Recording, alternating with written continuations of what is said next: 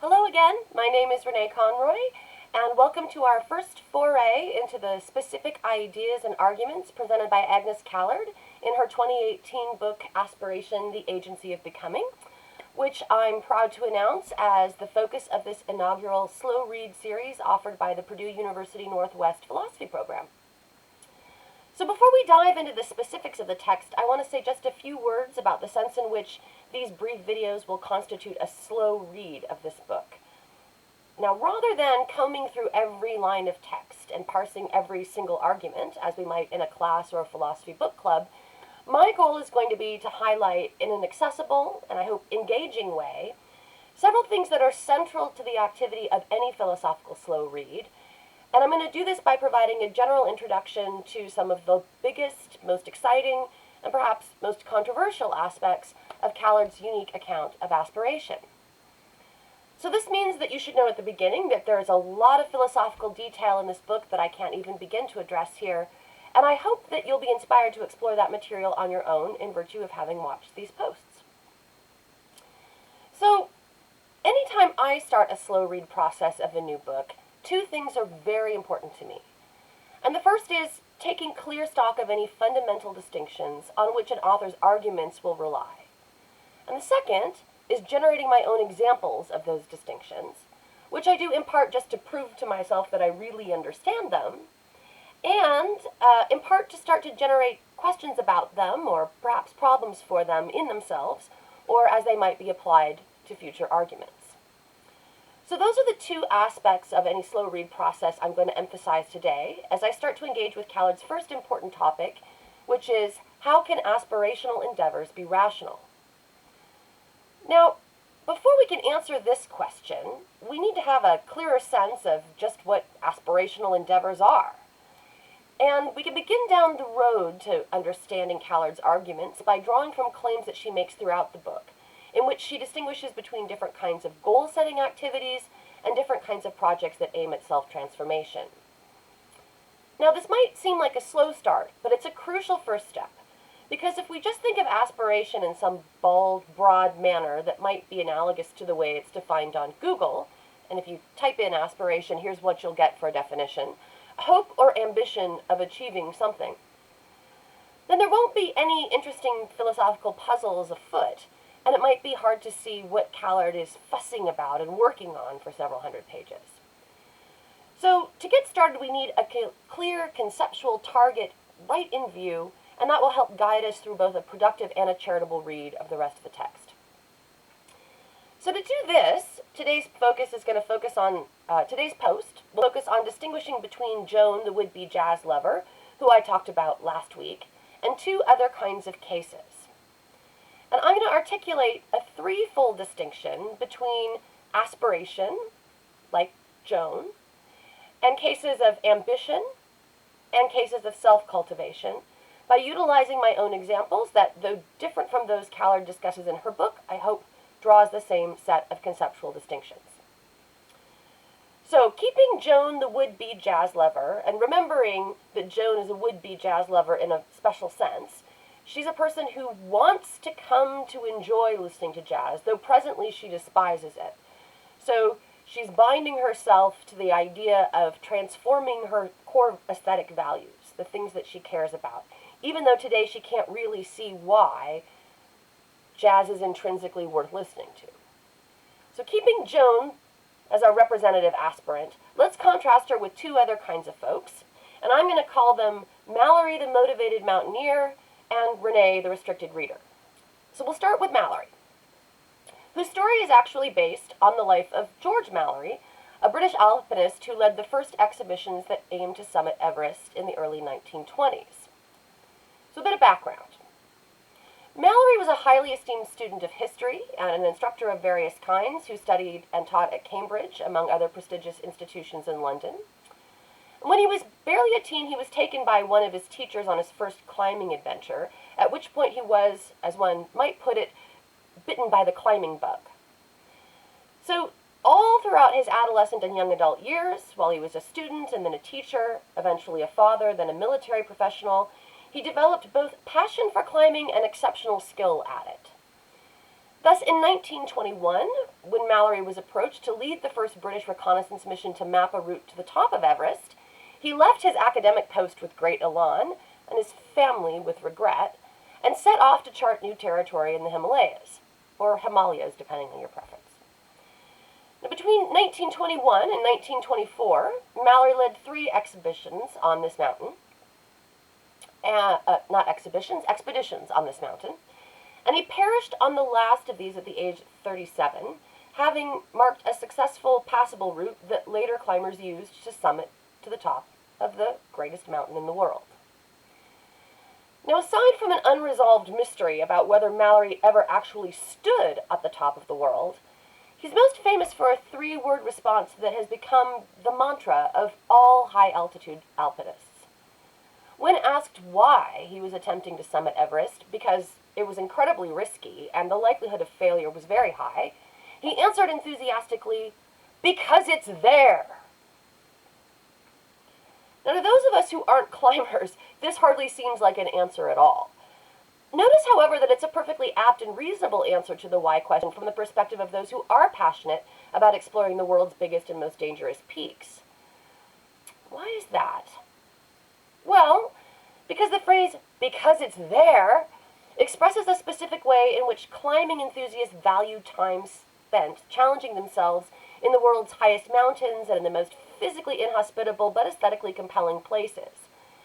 They value these complex and pain-ridden experiences just for what they are, and not for any additional thing they might provide, like glory or monetary gain, which, by the way, almost never comes to mountain climbers, who are mostly quite financially bereft and often are never heralded in any substantial public way. So in other words, these folks are motivated by the sheer love of the thing, full stop. And that kind of love might be the only way to make sense of the fact that they suffer for weeks and months, often losing toes, fingers, and limbs to frostbite, friends to crevasses, and even their families to divorce. Yet they keep going back for more, and more, and more, until, in many cases, the mountains finally take them. So what should we say about Mallory, the motivated mountaineer, on the day he agrees to lead the first expedition to chart a course up Everest? Should we say he aspires to reach the top? Now, this might be a natural locution, but Mallory doesn't exhibit what Callard calls aspiration. Instead, he's a prime example of what she would call ambition, and here's why. He undertakes a large-scale project, in this case, literally the largest scale project in the world, based on values he already has. He's like a doctor who wants to cure cancer, or a scientist who wants to find a unified theory of everything, insofar as all 3 of these kinds of people depend on preferences and values that are already in place to guide and see them through some substantial, potentially very challenging undertaking. Now, of course, Mallory might learn many things as a result of his repeated mountaineering adventures, things he hadn't expected to learn about the topography of the mountain, the need for supplemental oxygen at high altitudes, or the Himalayan weather system. But these are lessons that help him continue to pursue the motivating desire he has to scale the mountain just because it's there, rather than lessons that help him come to develop a new set of desires or preferences, that is, lessons that alter his core values. So, for Callard, while Joan aspires to become a jazz lover because she's attempting to effect a significant transformation in some set of her basic aesthetic values, Mallory's endeavors are what she would call ambitions rather than aspirations.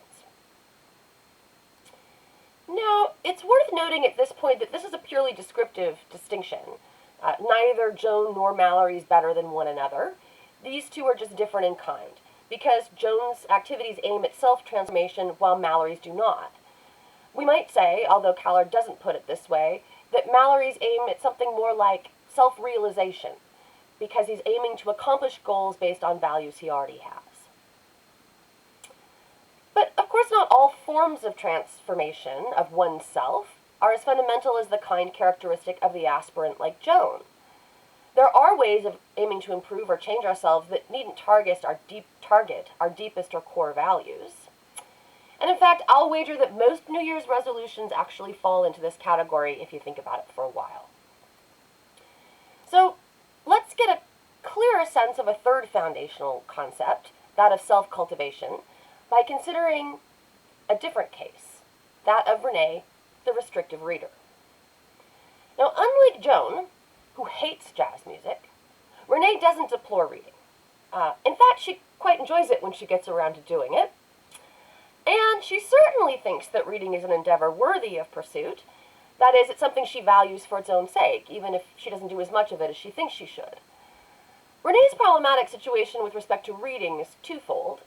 First, she allows herself to be sidetracked from reading projects easily, succumbing to the temptations of television or the immediate pleasure of small talk with friends at almost every turn.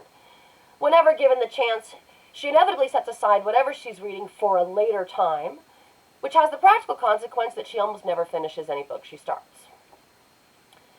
Second, Renee's reading selections are incredibly restrictive.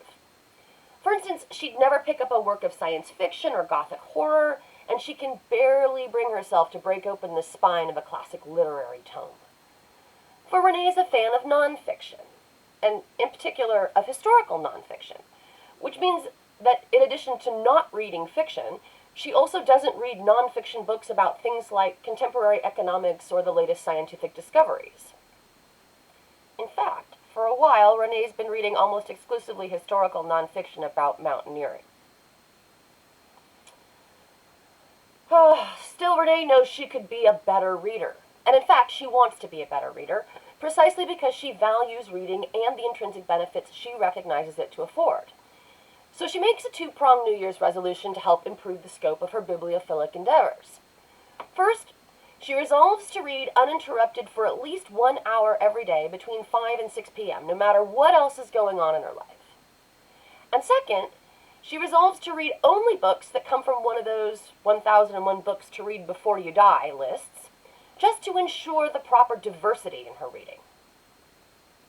Now, of course, Renee's probably not inclined on the first day, or the first week, or the first month, to sit down and read uninterrupted every day at 5 p.m. for an entire hour. And she might not be at all enthusiastic about having to forego John Krakauer in favor of John Updike.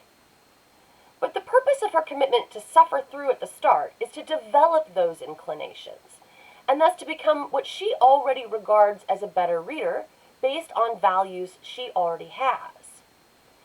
So this, according to Callard, would be a classic case of self-cultivation, which she defines as follows, quote, "The class of pursuits that involve a small-scale change in what one cares about," that's page 74, "and that are driven by, quote, one's current preferences, so that the agent enters the choice fully equipped with the resources to appreciate and value the person she's making herself into." That's from page 48. So to recap, the key distinctions to keep in mind to help us focus on the special phenomenon to which Callard is directing our attention in philosophical puzzlement are these. First, the ambitious person. The ambitious person is one who undertakes a large-scale project based on her current preferences, a project that actually relies on maintaining them. Hence, ambition does not involve self-transformation. Second, the self-cultivator. The self-cultivator considers values she already has and tries to determine how best to develop them into good Aristotelian habits or second nature in order to improve herself in a dimension that she regards as good or as worthwhile in itself. So while her activity is aimed at self-transformation, it involves the, quote, relatively small changes in dispositions that will help her achieve or realize something she already values. And I should just say, as an aside, the fact that these are small doesn't mean that they might not be connected to a large-scale project, such as scaling Everest, nor does it entail that they're easy. It just means that the self-cultivator doesn't aim to change her core values, but rather to deepen them by disposing herself more favorably toward all they entail. So then we have third, the aspiring person, or what Callard calls the aspirant. The aspirant is one who engages in large-scale transformative pursuits, in the sense that she wants to change what she cares about in some substantial way. So, like the self-cultivator, but not the ambitious person, the aspirant does aim at self-transformation. And like the ambitious person, but not the self-cultivator, her projects are characterized by something of large scale.